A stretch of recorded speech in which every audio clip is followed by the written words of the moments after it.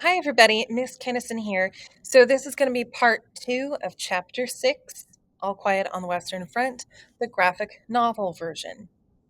Okay, so remember they were out there and there was kind of an attack and they had this sense of foreboding, like, oh gosh, and they were like, hey, Cat, don't worry about it. It's like, oh, whoa.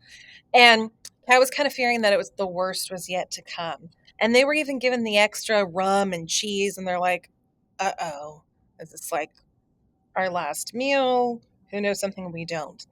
And then right there, at that end part, at our pause of chapter one, or sorry, part one of chapter six, it was really like that attack had started. So we're picking up right from there where it's like this full blown attack. I see one of them, his face upturned, fall into a wire cradle. His body collapses. His hands remain suspended as though he were praying. Then his body drops clean away, and only his hands, with the stumps of his arms shot off, now hang on the wire. The moment we are about to retreat, three faces rise up from the ground in front of us. Under one of the helmets, a dark, pointed beard and two eyes that are fastened on me. So eyes that are like locked in on Paul, the narrator. I raise my hand, but I cannot throw into those strange eyes. For one mad moment, the whole slaughter whirls like a circus around me. Then the head rises up, a hand, a movement, and my hand grenade flies through the air into him. It's a bad explosion, but it's not bad. We make for the rear, pull wire cradles into the trench, and leave bombs behind with the string pulled, which ensures us a fiery retreat. So bombs with the string pulled, they can like fend off the enemy while they get away. The machine guns are already firing from the next position. We have become wild beasts. We do not fight, we defend ourselves against annihilation. It is not against men that we fling our bombs. What do we know of men at the moment when death is hunting us down? So they're not thinking about the other, like their enemy, the other soldiers, as like men. It's just somebody hunting them down. It's pure survival mode. Now, for the first time in 3 days, we can see his face, the enemy's face. We can oppose him. We feel a mad anger. No longer do we lie helpless waiting on the scaffold. We can destroy and kill to save ourselves, to be revenged. We crouch behind every corner, behind every barrier of barbed wire, and hurl heaps of explosives at the feet of the enemy before we run. We're carried on by this powerful wave that bears us along, that fills us with ferocity, turns us into thugs, into murderers, into God knows what devils. This wave that multiplies our strength with fear and madness and greed of life. If your own father came over with them, you would not hesitate to fling a bomb at him. The forward trenches have been abandoned. They are blown to pieces, annihilated. They are only broken bits of trenches, holes linked by cracks, nests of craters. That is all. But the enemy's casualties increase. They do not count on such resistance. It is nearly noon, the sun ablaze hotly. The sweat stings in our eyes. We wipe it off our sleeves, and often, at last, we reach a trench that is in somewhat better condition. It is manned and ready for the counterattack. It receives us, the trench that the people welcome them in. Our guns open in full blast and cut off the enemy attack. They can advance no farther. The attack is crushed by our artillery. The first lifts 100 yards and we break forward. Beside me, a lance corporal has his head torn off. He runs a few steps more while the blood spouts from his neck. It does not come quite to hand fighting. They are driven back. We arrive once again at our shattered trench and pass on beyond it. We plunge again into the hole, powerful, madly savage and raging. We will kill where they are still our mortal enemies. Their rifles and bombs are aimed against us, and if we don't destroy them, they will destroy us. A young Frenchman, fighting the French, lags behind. He puts up his hands. In one, he is still holding his revolver. Does he mean to shoot or give himself up? And see that little shovel there, that guy, and it's got that shovel. It's kind of like that sharp blade. A blow from a spade cleaves through his face. A second sees it and tries to run farther. A bayonet jabs in his back. So the spade, remember, that's going to look that really sharp shovel, like slices his face off. Okay, and remember the bayonet is going to have that sharp, the sword there at the end. Okay. A third throws away his rifle, cowers down with his hands before his eyes. He is left behind with a few other prisoners to carry off the wounded.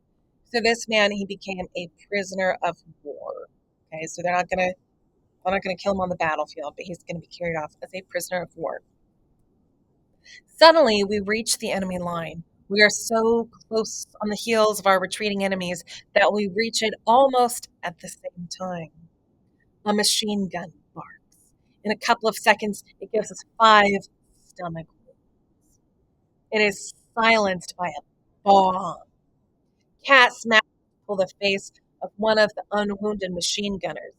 Cat gets him in the face with the back, like the butt of the gun.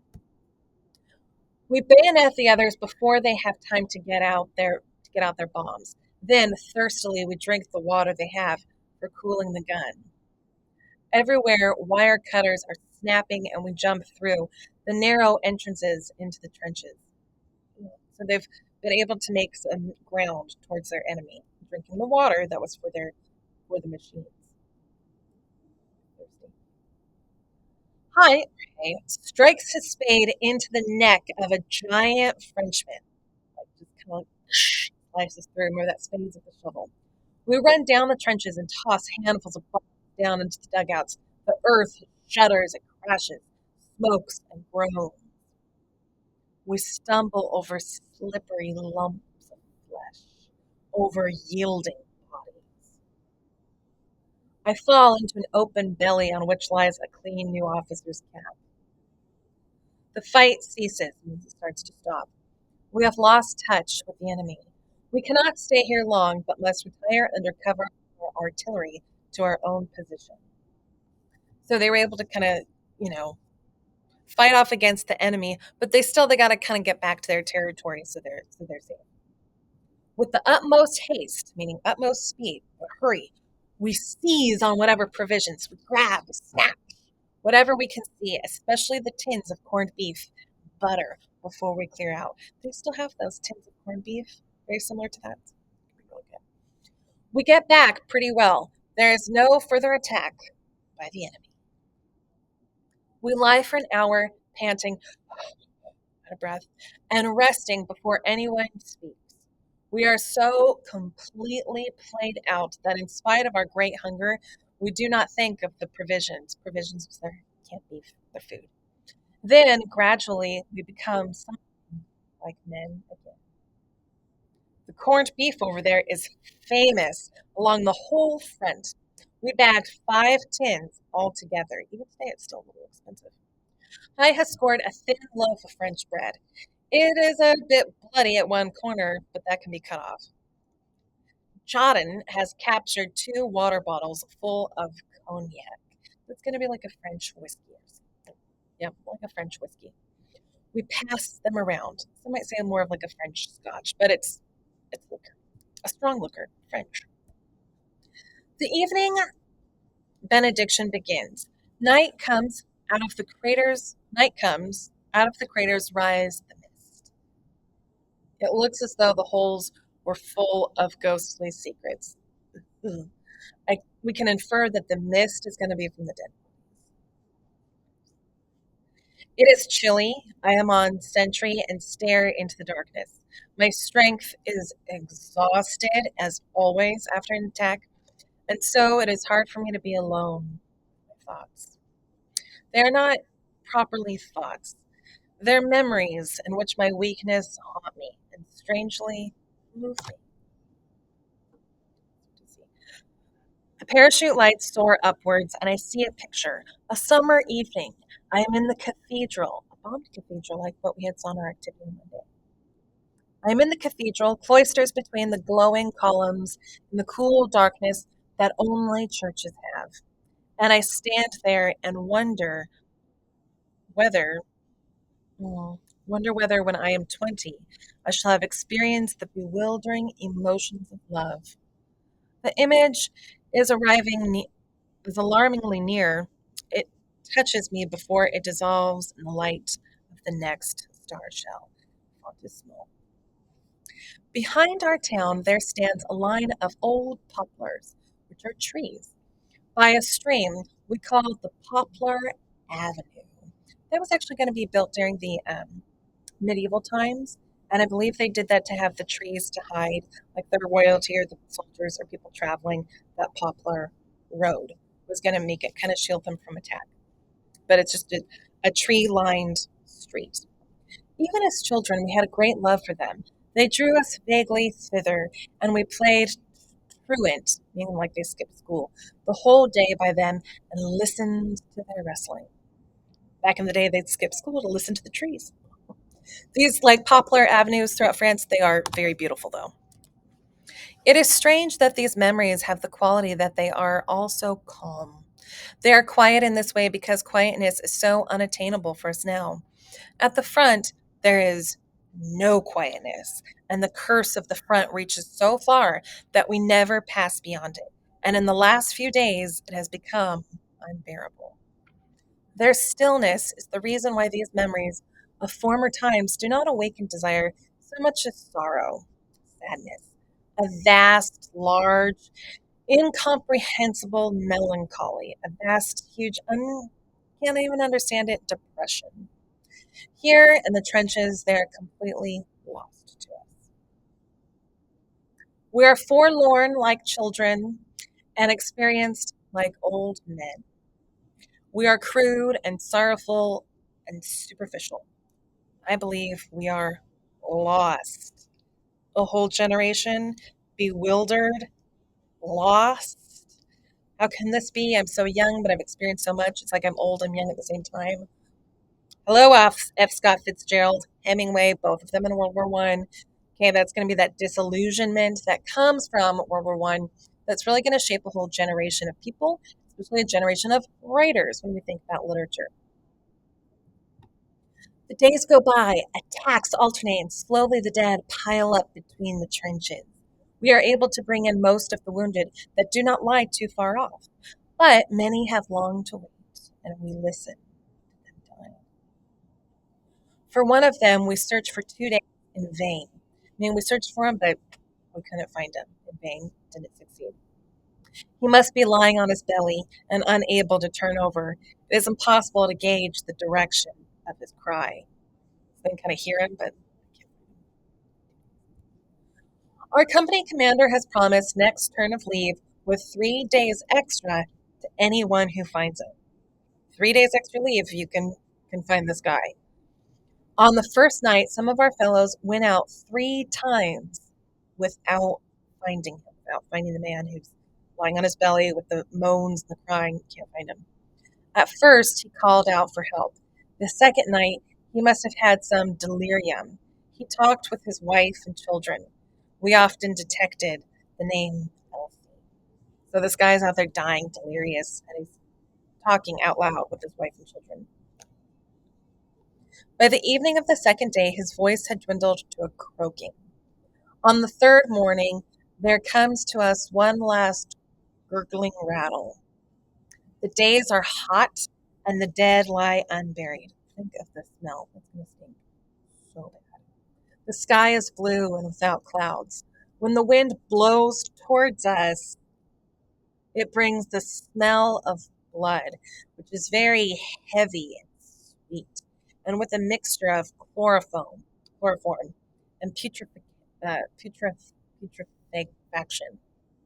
And it fills us with nausea and retching. Retching is going to be like dry heaves, like that. The night becomes quiet, and the hunt for copper, driving bands, and silk parachutes of the French star shells begins. I'm going to give these to my girl to supplement her garters. Garter, that would be like the thing that keeps your stockings on. She's a nice bit. Hi, she must have legs and a behind like an elephant. Oh, okay, because that hoop's kind of large. And hi, the Pete Digger, he's like, ooh, give this to my girl, keep her stockings up. And he's like, that's the size of your girl's legs. Oh, big gal. So it's like, she's a nice bit. One morning, two brimstone butterflies are seen sitting on the teeth of a skull. We also see larks, birds, ascending from no man's land. The rats have not bothered us lately. They are out there eating their fill. And it's gonna be those rats who are filling up on the dead bodies. Above us, we watch the battles between airmen, and it amuses us. Battle planes don't trouble us, but the observation planes we hate like the plague. They put the artillery on us. A few minutes after they appear, shrapnel and high explosives begin to drop on us. I can't think of the exact definition of shrapnel, but it's going to be like kind of like pieces of like metal kind of, or like parts of like bullets. Look it up. Those two are so smashed you could scrape them off the wall of the trench with a spoon and bury them in a mess tin. We lost 11 men in one day that way, and 5 of them were stretcher bearers, meaning they would hold the stretchers to like the like cots that they would come and put the wounded bodies on. 2 of them were stretcher bearers. Another has the lower part of his body and his legs torn off, dead. His chest leans against the side of the trench. His face is lemon yellow. In his beard, it still burns a cigarette. It glows until it dies out on his lips. We put the dead in a large shell hole.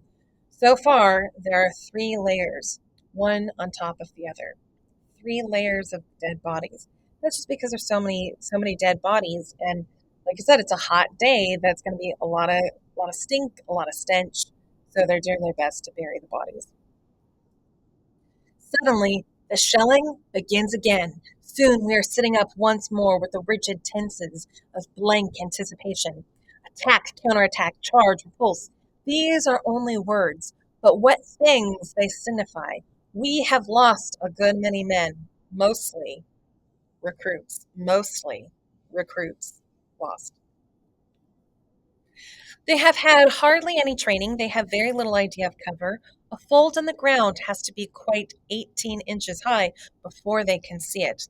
They fall like flies. Between 5 and 10 recruits fall to every old hand. Old hand, this is a question. The old hands are going to be people who have been there a while, the more experienced soldiers. Okay, but the new guys, they're falling like flies. Between 5 and 10 recruits fall to every one old hand. Their sharp, downy, dead faces have the awful, expressionless of dead children. A surprise gas attack carried off a lot of them. We found one dugout full of them, with blue heads and black lips. They did not know that the gas lies in in the hollows, and they took off their mask too soon. They choked to death with hemorrhages and suffocation. So these guys didn't know that like when the gas actually sinks down low, okay? So it'd be like hot air rises, cold air will fall, different kind of substances might rise or fall, but the gas will fall down to the ground. So in the part that's going to be the lowest, like if you're down in a hole or even the trench, it's going to come in and it's going to fall into those spaces. They didn't know that. They took off the mask. During an attack, I suddenly run into Himmelstoss. We dive into the same trench. Breathless, we are all lying one beside the other, waiting for the charge. Himmelstoss is going to be the guy at the training that really gave him hell, the browbeating. Okay, the guy that they poured the latrine bucket on, beat him up, pulled his pants down. It's that guy. That's Himmelstoss. When we run out again, although I am very excited, I suddenly think, where's Himmelstoss? I jump back into the trench and find him with a small scratch pretending to be wounded. It makes me mad that the young recruits should be out there and he here. Get out! I was like, oh, okay. I hurt my hand. Oh. And the guy's like, come on, everybody else is getting a way worse than that. And you're just sitting here. Out! You lump! Will you get out? You hound! You skunk! Sneak out of it, would you? And that's Paul speaking to Himmelstoss. You cow, you swine! Another wave of our attack has just come up. The lieutenant is with them. Forward, forward, join us, follow. So Paul's like, you're barely injured. Come on, get out of here. We gotta move. Okay. And then this guy's saying, like, yeah, attack. Come on, guys. We gotta go. We need all the help we can. Himmelstoss hears the order, looks around as if awakened, and follows on. Once again, he's the smart Himmelstoss of the parade ground. And I think that was one of our questions. Yeah, number 10. What does Himmelstoss do when the order comes to advance? Bombardment, barrage, curtain fire, mines, gas tanks, machine guns, hand grenades, words, words, but they hold the horror of the world. You see there, they got the speed, they've got the tanks, they got the gun. Our faces are encrusted, our thoughts are devastated. We are weary to death. When the attack comes, we shall have to strike many of the men with our fist to awaken them and make them come with us. Our eyes are burnt, our hands are torn, our knees bleed, our elbows are raw. How long has it been? Weeks? Months? Years? We see the time pass and the colorless faces of the dying. We cram food. That's not our bell. We cram food into us. We run, we throw, we shoot, we kill, we lie about. We are feeble and spent, and nothing supports us but the knowledge that there are still feebler, still more spent, still more helpless ones who, with staring eyes, look upon us as gods that escaped death many times. In the few hours of rest, we teach them how to listen for artillery and mortar rounds. We show them how to take cover from aircraft, how to stimulate a dead man when one is overrun in an attack, how to time hand grenades so that they explode half a second before hitting the ground, how to clear a trench with a handful of bombs. We put them wise to the gas shells. We show them all the tricks that can save them from death. So he's talking about how they're taking the new recruits. Like, we got to show these guys the ropes. We got to show them how they got to survive here. They listen. They're docile. But when it begins again, in their excitement, they do everything wrong. High Westus, Pete Dicker, drags off with a great wound in his back through which the lung pulses at every breath. He groans and he bites his arm because of the pain. It's all up, Paul. I can only press his hand. We see men living with their skulls blown up. We see soldiers run with their 2 feet cut off. They stagger on their splintered stumps into the next shell hole.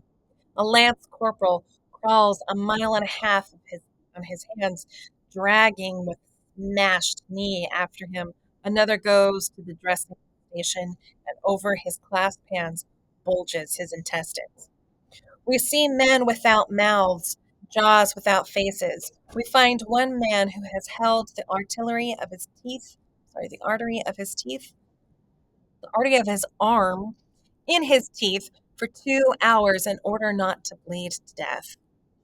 The sun goes down. Night comes. The shells whine. Life is at an end. Still, the little piece of convulsed earth in which we lie is held. We have yielded no more than a few hundred yards of it as a prize to the enemy. But on every yard there lies a dead man. We have just been relieved. It was summer when we came up. The trees were still green. Now it is autumn, and the night is gray and wet.